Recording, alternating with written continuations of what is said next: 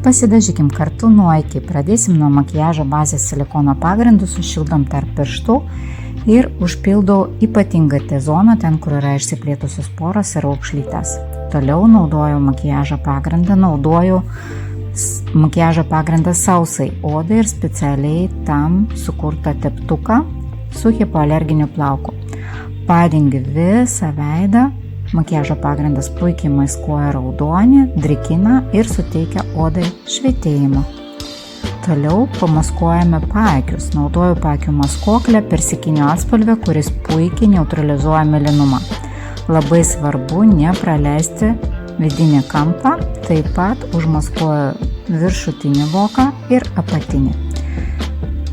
Truputį išlyginu visą voką su permatoma biria pudra, kuri užfiksuoja maskuoklę. Juodu pieštuku nubrėžiu strėlytę, labai nereikia stengtis, nes juodą pieštuką išretušuosiu specialiu teptuku. Tai tiesiog toks išorinio kampo užtamsinimas. Toliau naudosiu tik vieną šešėlį šilkinės struktūros senos rožės atspalvį, kuri suteiks švietėjimo viršutiniam vokui ir truputį pakoreguos mano akies formą, sukuriu naują lanką. Puikiai matosi skirtumas. Ir užbaigiu akių makiažą su tušu juodu, kuris ilgina, storina ir pakelia blakstienas.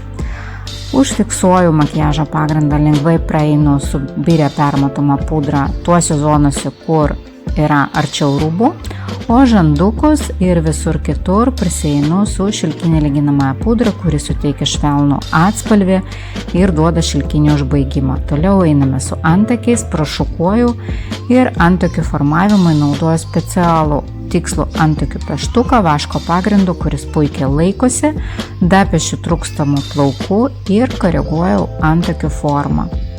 Labai svarbu per daug nenuleisti uodegytę.